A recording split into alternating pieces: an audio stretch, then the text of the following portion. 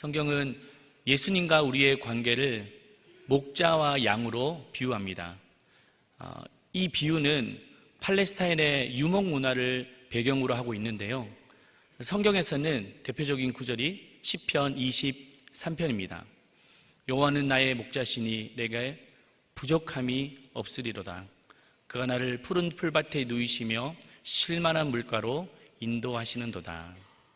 이 구절은 교회를 다녀본 사람이든 그렇지 않던 한 번쯤은 들어봤을 말씀입니다. 이 구절을 우리가 읽다 보면 목가적인 그런 분위기를 연상할 거예요. 목자는 피리를 불고 있으면 양들은 풀을 뜯는 그런 모습들. 그런데 이 시편 23편의 원래의 의미는 어쩌면 사뭇 다릅니다. 팔레스타인의 풀밭은 우리가 생각하는 그런 푸른 초장이 아니라 거칠고 삭막한 빈들이기 때문입니다. 양들은 하루 종일 물을 찾아도 물을 얻지 못합니다. 맹수의 공격은 끊임없이 발생하고 또 살인적인 더위는 계속되는 곳입니다. 그래서 소설가 마크 트웨인은 이스라엘을 방문하고 이렇게 그 소감을 밝혔습니다. 이스라엘의 양들은 돌멩이를 먹고 살 지경이다. 그만큼 황폐한 땅을 말합니다. 그런데 성경은 이렇게 낭만적이지 않는 이야기를 왜 소개하고 있을까요? 이 모습이 바로 우리가 살아가는 현실이기 때문입니다. 우리는 언제나 푸른 초장과 쉴만한 물가를 꿈꿉니다. 그런데 막상 우리의 삶은 전혀 그렇지 않습니다. 우리의 삶은 빈들과 같습니다. 물을 마시고자 해도 얻지 못하고 많은 결핍과 부재 속에 살아갈 때가 많습니다. 주변에서 원수들은 끊임없이 우리를 해하려고 몸부림을 치며 으르렁거리고 있습니다. 이런 때에 우리는 과연 다윗의 고백처럼 여호와는 나의 목자시니 내게 부족함이 없으리로다 이렇게 고백할 수 있을까요? 어쩌면 오늘 이 말씀은 그 질문에 대한 답을 말해주고 있습니다. 그 답을 찾기 전에는 먼저 목자와 양에 관한 이야기를 알기 전에 양의 특성을 이해하셔야 됩니다. 우리는 농경 문화를 바탕으로 자랐습니다. 그런데 팔레스타인의 배경은 유목 문화입니다. 야곱이 애굽으로 내려갈 때 양떼들을 이끌고 왔습니다. 큰 민족을 이루고 다시 출애굽할 때도 양떼들을 끌고 나왔습니다. 그리고 40년 광야 생활에도 양을 쳤고요. 가나안 땅에 들어가서도 목축업에 종사했습니다. 그래서 유대인이라면 누구나 양의 특성을 잘 알고 있습니다. 먼저 양은 스스로 먹이를 찾을 수 없다는 사실입니다. 우리가 잘 알듯이 철새들은 먹이를 얻기 위해서 대륙을 횡단하며 이동합니다. 세렝게티의 들짐승들도 먹이를 찾기 위해서 수백 마일을 이동합니다. 그래서 그들은 본능적으로 군집을 이루고 본능적으로 스스로를 보호해 갑니다. 하지만 양은 전혀 다릅니다. 스스로 힘으로 먹이를 찾을 수 없습니다. 목자가 풀밭으로 데려가지 않으면 그들은 굶어 죽기 십상입니다. 또 양은 항상 위험에 노출되어 있습니다. 양무리가 지나가는 길에는 항상 맹수가 따릅니다. 하이에나, 늑대가 주변을 어슬렁거리다가 양이 틈만 보이면 순식간에 낚아챕니다. 또 양이 한번 몸이 뒤집히면 스스로 힘으로 제자리를 찾을 수 없어요. 사람이 도와줘야지만 일어설 수 있습니다. 그래서 동물학자들은 인간이 양을 돌봐주지 않았다면 이 지구상에 가장 먼저 사라졌을 동물이라고 말합니다. 또 양은 고집이 세고 변화를 싫어합니다. 우리는 양에 대한 이미지, 보통 온유하고 온순한 이미지를 떠올릴 겁니다. 그런데 실제적으로 양은 고집불통입니다. 또 새로운 환경에 처하면 극도로 예민해집니다. 서로 그래서 밀집하거나 아니면 밖으로 튕겨져 나가려고 하는 그런 습성이 있습니다. 한 번씩 TV를 보다 보면 목자가 양을 돌보다가 양이 목자를 들이받는 돌발 행동을 본 적이 있을 겁니다. 이게 다 그 양의 습성을 말해주고 있죠. 결국 무엇을 말합니까? 양은 목자의 인도를 받지 않고서는 조금도 살아갈 수 없는 존재라는 사실입니다. 이러한 관계는 우리에게도 마찬가지입니다. 우리는 목자 대신 예수님이 없이는 결코 이 세상을 살아갈 수가 없습니다. 인간은 스스로 모든 것을 다 할 수 있다고 착각합니다. 내가 노력하면 결과가 있겠지. 또 내가 수고하고 땀 흘리면 그에 대한 대가가 있겠지. 거침이 없을 거야. 다 잘 될 거야. 라고 말합니다. 물론 어느 정도까지는 가겠지만 우리의 삶을 가만히 보시면 그렇지 않을 때가 더 많습니다. 인간은 지극히 나약한 존재입니다. 위기 상황에 안절부절 못하고 한계 상황에 속절없이 무너지는 것이 바로 우리의 인간의 모습입니다. 명문대를 졸업하고 그 학교에 경제학을 가르쳤던 한 교수님이 계셨습니다. 그는 미래를 준비하기 위해서 재테크에 투자하고 또 자녀의 교육에 충실했습니다. 얼마나 많은 컨텐츠를 가지고 교육했는지 모릅니다. 세상은 숫자와 확률이 지배하는 세상이라고 믿었기 때문이죠. 그런데 어느 날 예상하지 못한 일이 벌어졌습니다.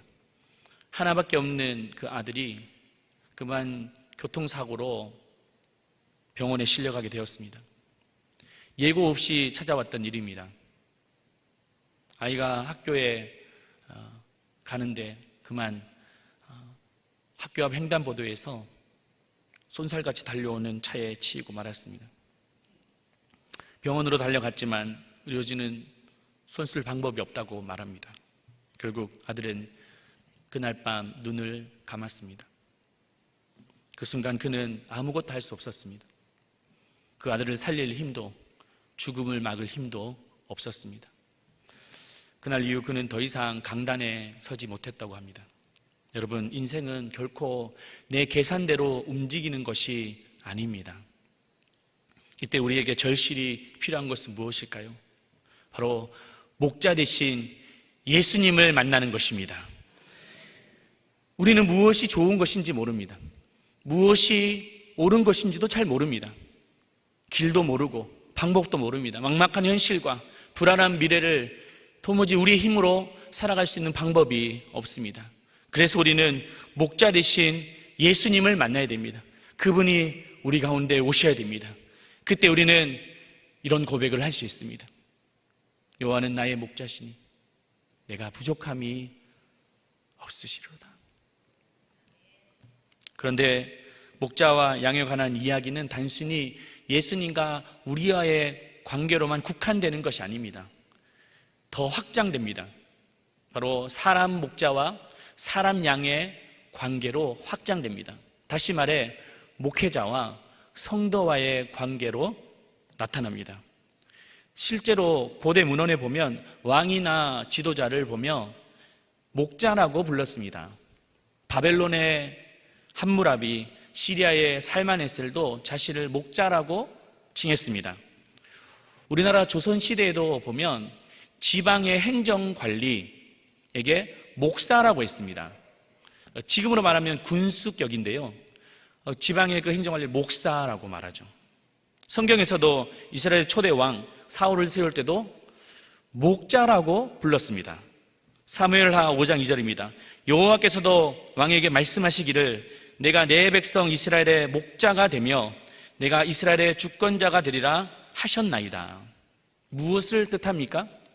목자는 무한 권한도 주어지지만 무한 책임도 따른다는 뜻입니다.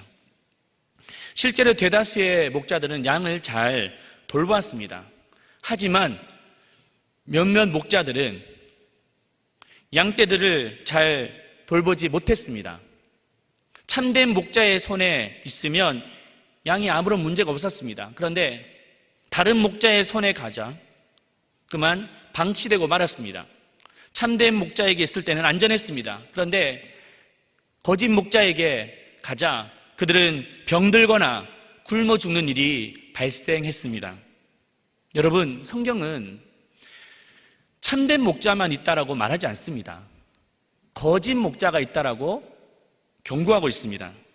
거짓 목자들은 양떼의 생명에 관심이 없습니다. 겉으로 보면 양을 위하는 척 하지만 그 고기와 가죽에 관심이 있습니다.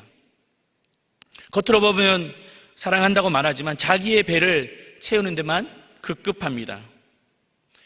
하나님이 그 목자에게 양떼를 먹이라고 맡겨주셨는데 자기가 그 양을 먹어치웠습니다.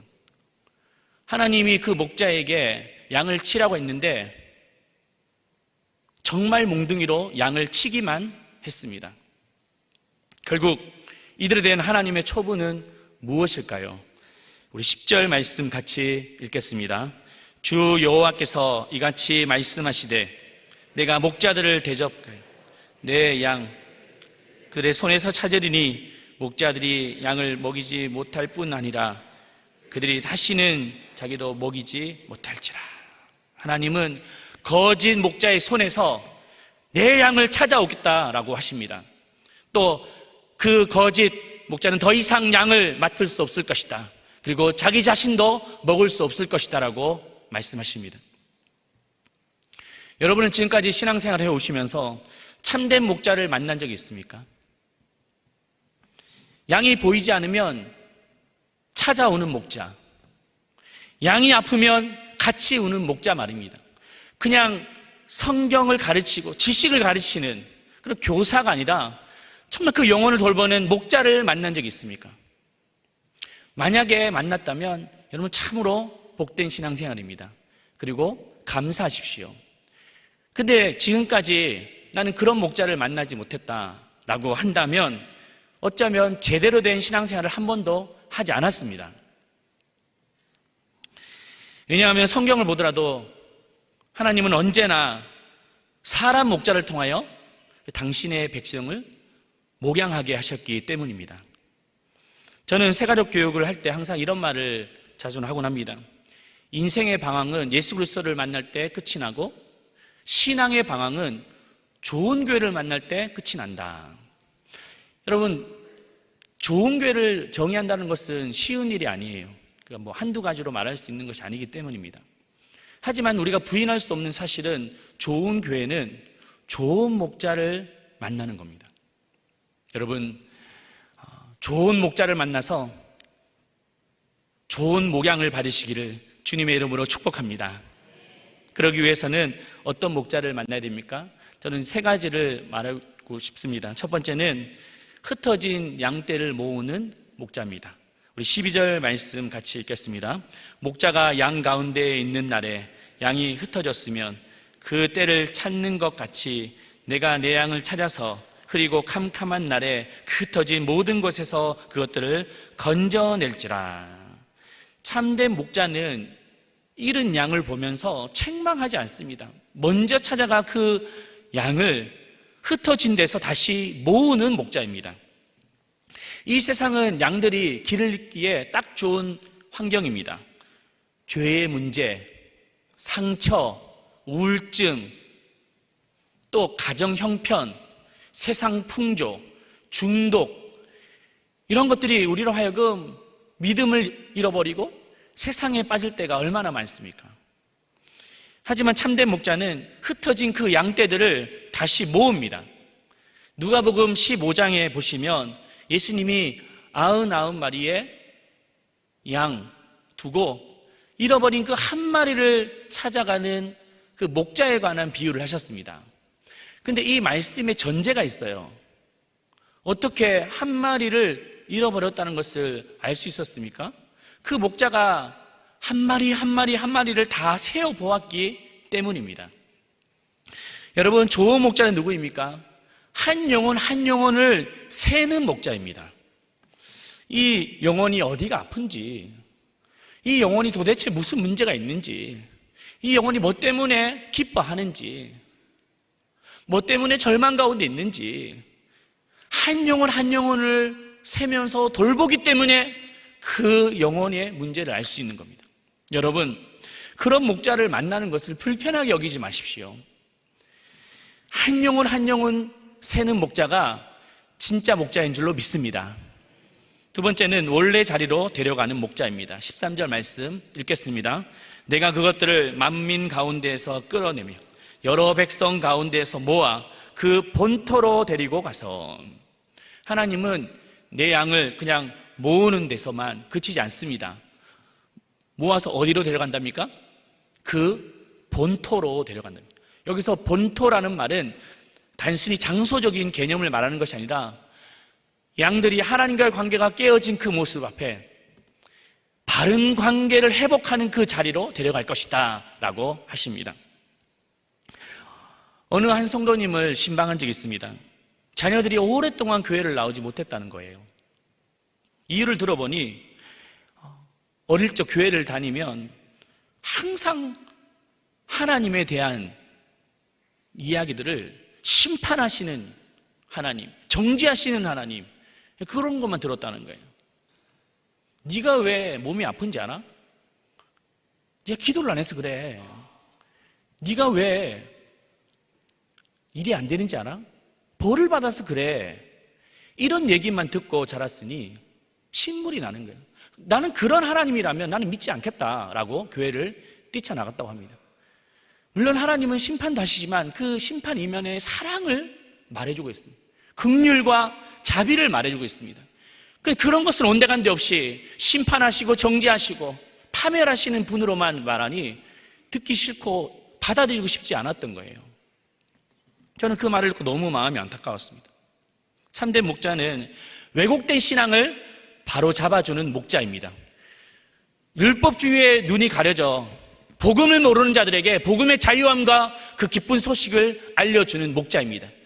신앙생활에 눌려있는 그 삶을 누림의 신앙으로 바뀌어주는 그런 목자가 진짜 목자입니다. 그것이 바로 여러분들이 가야 될 원래의 자리이기 때문입니다. 마지막은 좋은 꼴을 먹이는 목자입니다. 14절 말씀 같이 읽겠습니다. 좋은 꼴을 먹이고 그 우리를 이스라엘 높은 산에 두리니 그것들이 그곳에 있는 좋은 우리에 누워 있으며 이스라엘 산에서 살찐 꼴을 먹으리라.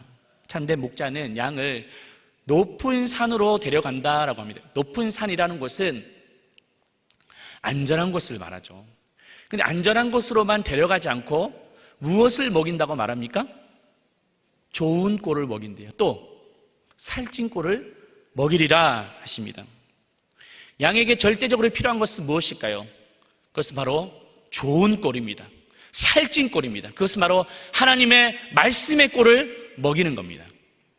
거친 세상에서 양떼들이 어떻게 살아갈 수 있습니까? 이 험악한 세상에서 어떻게 도무지 힘든 이 세상을 살아낼 수 있습니까? 그것은 바로 하나님의 말씀의 꼴인 줄로 믿습니다. 그래서 목자가 주는 생명의 꼴이 그 영혼을 살리는 거예요. 그 양떼들을 일으키는 겁니다. 그래서 참된 목자는 양에게 좋은 꼴을 먹이기 위해서 오늘도 고군분투하고 있습니다. 한 번도 가지 않았던 그 골짜기에 가야 됩니다. 한 번도 건너지 못했던 그 위험한 강을 건너기도 해야 됩니다. 이 풀이 독초인지 아닌지도 확인해야 됩니다. 그 이유가 무엇일까요? 단 하나, 양들에게 좋은 꼴을 먹이기 위해서입니다.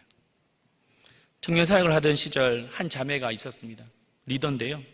예배가 끝나고 다 갔습니다. 그런데 혼자 예배당에 남아서 뭔가를 보고 울고 있는 거예요. 도대체 왜 그러냐? 라고 물으니 이 청년이 그 출석부를 보다가 이 영혼이 오기로 했는데 오늘 오지 못했다고 너무 속상해서 운다고 합니다. 제가 그 모습을 보고 충격에 빠졌습니다. 목회자도 아니고 한 성도가 영혼이 오지 않은 것을 보며 울고 있는 그 모습을 보면서 도대체 나는 내게 맡겨주신 양을 위해서 울어본 적이 있는가? 심각하게 고민했습니다. 그때 나는 그럼 어떻게 해야 되는가? 주님이 제 마음 가운데 그 양떼들을 위해서 좋은 꼴을 먹여라 하시는 것 같았습니다. 양에게 좋은 꼴을 먹이는 것은 쉬운 일이 아닙니다. 영적인 공격이 심하기 때문입니다. 여러분들도 세상을 살다 보면 참 어렵잖아요. 저는 여러분들을 보며 축복합니다. 그리고 격려합니다. 목회자가 교회 안에 있을 때가 참 많은데 우리 여러분들은 세상에서 치열하게 살아가는 그 모습들을 보면 참 존경합니다. 많은 공격도 있습니다. 그런데 목회자도 만만치 않아요. 교회라는 공동체는 목회자를 하나 탁 치면 그 공동체는 순식간에 사라지는 것을 알기 때문에 사단은 그 목회자에게 공격하고 있는 거예요. 그래서 그 영적 공격이 참 많습니다. 그리고 목회자가 참 내 자신의 연약함을 발견하다 보면 한없이 절망합니다. 성도들은 많은 기대를 가지고 또 사모하는 마음으로 성전에 나오는데 참 나는 너무나 연약한 거예요. 실력도 없고 잘할 수 있는 것도 없고. 그러면 좌절감이 몰려올 때가 참 많습니다. 그게 얼마나 힘든지 모르겠어요. 그럼에도 불구하고 양떼들을 위해서 이 말씀의 꼴을 포기할 수 없는 이유가 무엇입니까?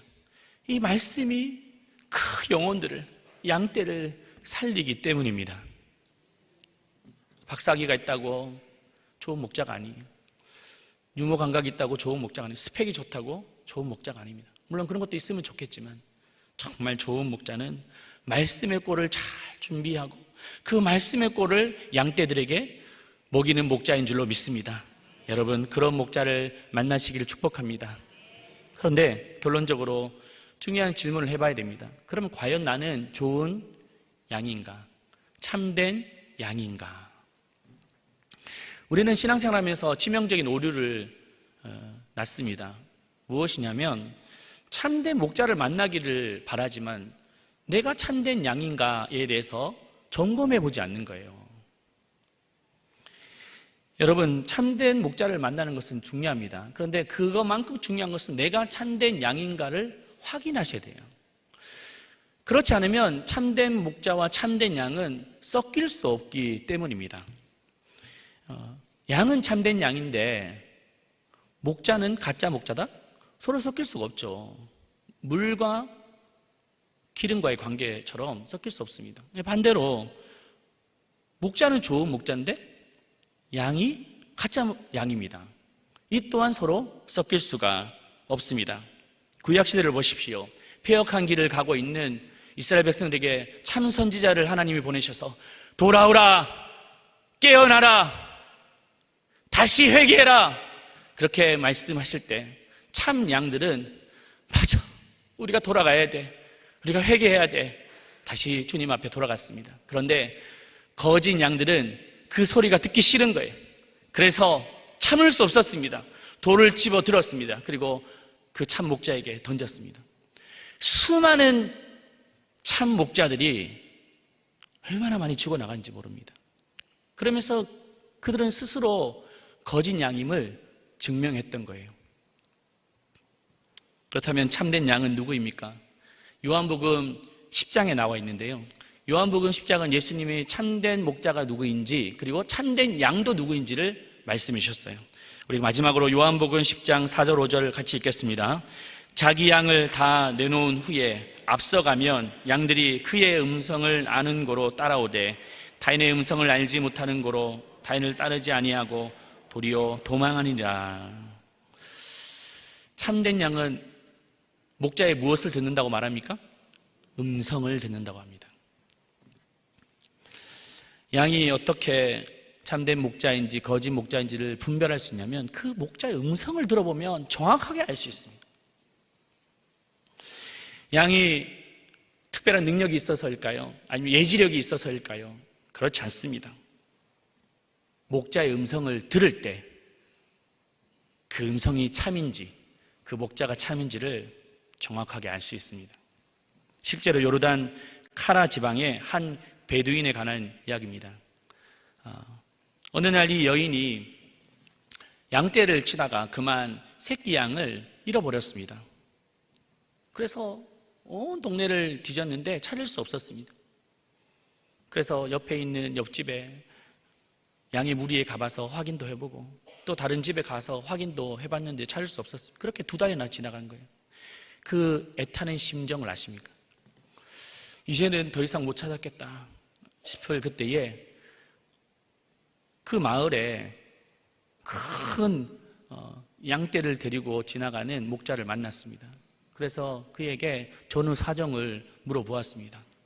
그래서 이런저런 일들 얘기하는데 목자와 이 여인이 얘기하고 있는 그 중간에 양들 틈 사이에서 그 새끼 양이 음매 하고 찾아놓은 거예요. 그 여인 앞에 왔습니다. 왜냐하면 그 어린 새끼 양이 그 여인의 목소리를 기억했기 때문입니다. 하나님은 우리에게도 참된 목자를 알아볼 수 있는 방법을 주셨습니다. 그것은 바로 목자의 음성을 들을 때입니다. 여러분, 그래서 이 예배 시간에 늦게 오시면 안 돼요. 우리가 헐레벌떡 뛰어 왔는데 목자의 음성이 들리겠습니까? 예배 시간에 막 졸거나 또 뭐 팔짱을 끼고 또 핸드폰을 보거나 그러시면 안 돼요. 일단은 먼저 음성학적인 목자의 소리가 들려야 됩니다.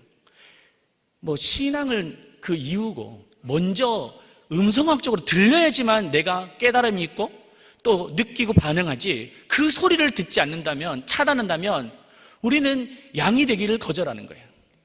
목자의 음성이 들려야 됩니다. 그리고 그 다음에 내 내면에 외치고 있는 그 목자의 영적인 음성이 들려야 됩니다.